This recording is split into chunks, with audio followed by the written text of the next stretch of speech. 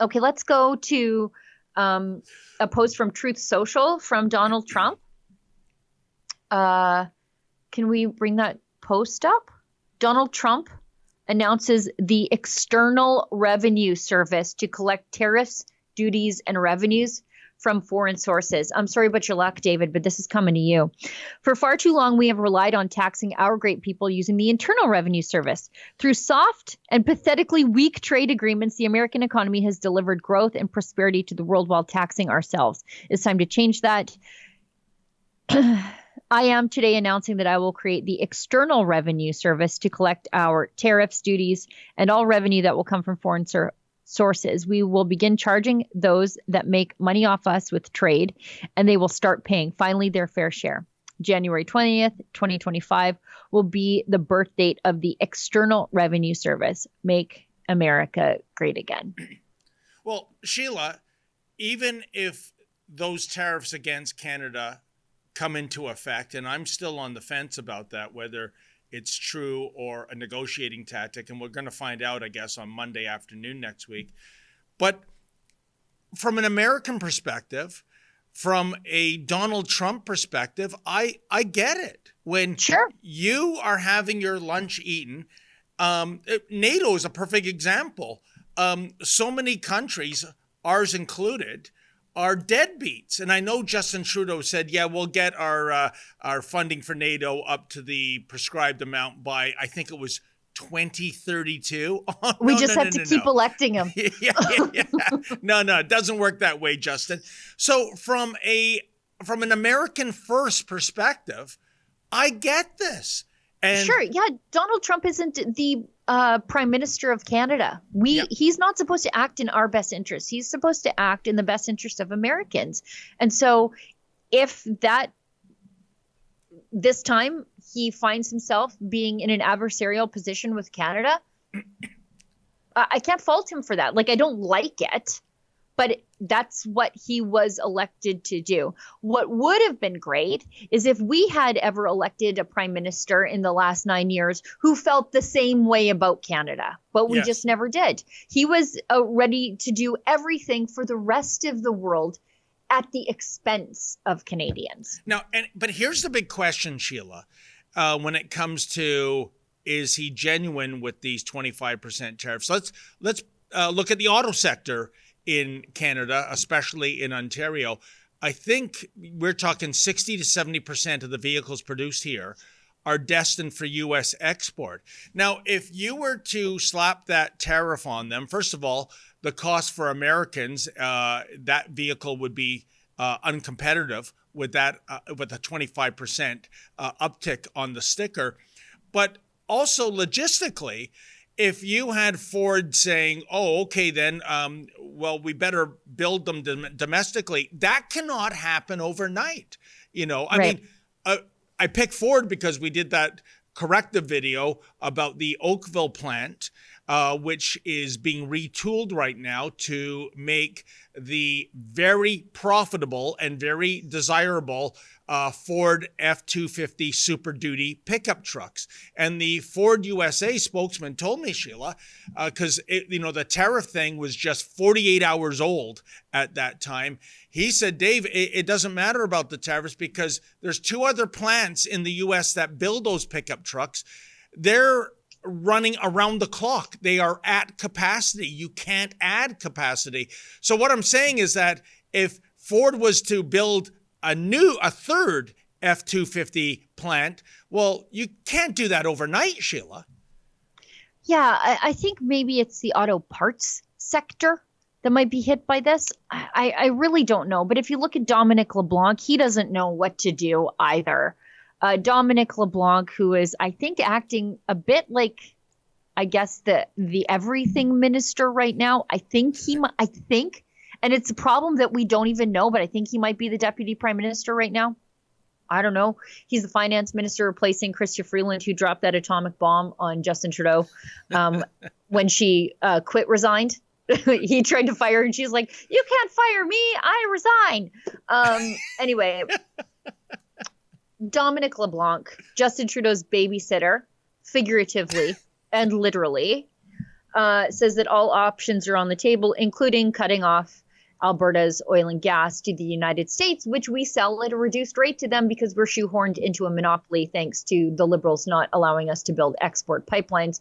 But Dominic LeBlanc is a ruddy-faced moron because it's not his oil and gas to stop selling to the United States. This is completely undermining the efforts of Premier Daniel Smith to at least pull one sector of the Canadian economy out of the fire. So, Sheila, a national unity crisis if energy exports were on the table. So is your government in any way considering the restriction of oil from Alberta to the United States? So what we've said is that the only responsible thing for the national government is to acknowledge that all options are on the table. But at what point do you deploy what option, at what level? Obviously, we want to see what the American action is next week, if it comes next week. So I've been hanging around politics long enough to know that hypothetical questions are like big bear traps that you can fall into. That feels like one. But I think I'm too big to land in a bear trap. Doug and I would. So I think we need to be ready to deploy all of the measures necessary to defend the Canadian economy, but we're not going to publicly speculate what is or what isn't an option. Let's see what the Americans do next week, and let's work with premiers and business leaders to find the best response for Canada. Yeah, so what an unfortunate surname, Sheila, LeBlanc, because it sounds like he's shooting a lot of LeBlancs right now. And as we discussed on Monday, the sad reality is if we get into a trade war with the U.S., if we go tariff for tariff, this country at less than 1/10 the size of the U.S. is going to lose, and we're going to lose badly. So, hopefully, I just wonder, and I'd love to just see the left lose their marbles about this. Team Trump knows that this is a lame duck federal government. They read the polls just like everybody else does, Sheila. Why not have Pierre Poilievre come down to Mar-a-Lago and have an adult discussion? I mean, but first of all, can you imagine the left in Canada going out of their mind by what they would call something that's inappropriate? But let's not kid the kidders here. He's going to be, by all likelihood, by all indicators, the next prime minister. That's who I would want to talk to if I'm President Trump. What say you, Sheila? I mentioned this earlier, but do you see what Doug Ford is doing here? Like he always does, cozying up with the Liberals. My friend Justin, my friend Christian, now it's his friend Dominic LeBlanc. And I noticed yesterday he was bad-mouthing Premier Daniel Smith. Yep. Doug Ford, if you had a couple of brain cells to rub together, you should have been down there with her. She could have been the relationship broker that sort of built at least an open line of communication between Doug Ford and the Trump administration. Trump very clearly likes Premier Daniel Smith. The Western governors all like her. She's making inroads with regard to energy. And she started that like the second Trump was elected. Doug Ford did not do that. He doesn't have any foresight on this issue. And he's cozying up to the people that Trump doesn't like. A lot of times it just comes like Trump's foreign policy sometimes comes down to, do I like you? Or do I not? Yeah. And right now, Trump does not like the Trudeau Liberals. So why is Doug Ford affiliating himself with the Trudeau Liberals instead of doing everything he can to distance himself from the dumpster fire that Trump doesn't like and they don't like him? Sheila, that is an excellent question. And I defer to the only answer that makes sense from some of the insiders I've spoken to, which is to say, and it's disgraceful, if you ask me, but the Doug Ford people with the Ontario Progressive Conservatives very much do not like the Pierre Poilievre federal Conservative people. So there's warring factions, and I would say if I could get them all in a room, Come on, guys. We're all supposed to be conservatives here. Well, I know that's a stretch goal, as Kathleen Wynne would say with Doug Ford.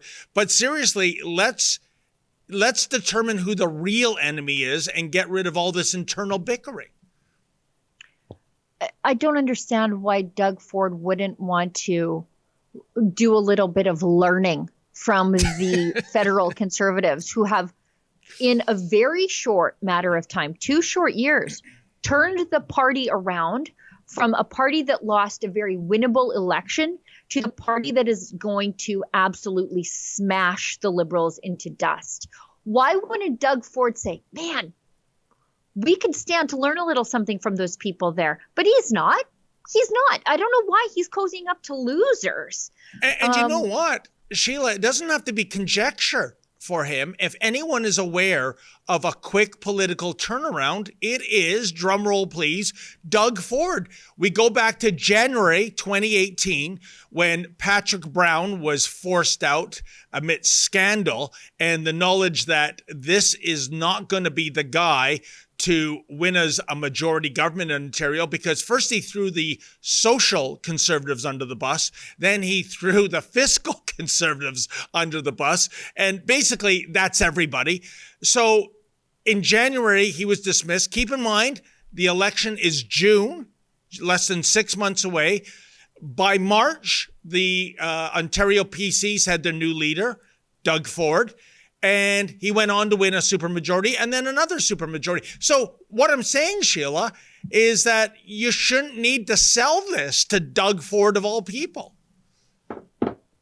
Doug Ford was happy to pick up those social conservatives and then throw them to the wolves also. Yeah, that's true. You know, you just, if there are a couple of things you cannot trust in this country, it's anything that comes out of Justin Trudeau's mouth and Doug Ford's PCs. God only knows what you're going to get out of them. Let's Doug going. Ford's what did you say? PCs. Progressive conservatives. Oh, okay. I thought you said another kind of naughty word. Anyway. No, I leave those sort of things up to you. Hey, you're the one that brought up gay porn earlier, Sheila, not me. No, I didn't. Oh, hi, it's Ezra Levant here in Toronto with an important message because we need your help. Independent journalism in Canada is under attack. Government censors, big tech deplatformers, and the dying legacy media are all working together to maintain exclusive control on the information you receive. They don't want you to hear other voices like ours, and they really don't want you to be informed and to think for yourself. That's why the work we do here at Rebel News is so important. Our on-the-ground reporting, independent news shows, and special content you won't find anywhere else. It's all designed to give you trustworthy information and alternative viewpoints so you can decide for yourself. We don't get government money, and we are not owned by some big global conglomerate. We're funded by people just like you, so please support independent journalism and help us continue our work by subscribing and becoming a Rebel News Plus member today, right here on the page. Go to rebelnewsplus.com. Members get instant access to all of our shows, invitations to exclusive events, and access to our premium content like live event footage and documentaries you won't see anywhere else. Only Rebel News Plus members can join the conversation by participating in the comments section of our new website. That way you can have your say too.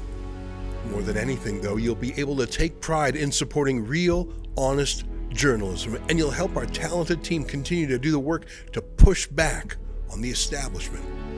We really can use your help. We need it, in fact. So thank you, and enjoy Rebel News Plus.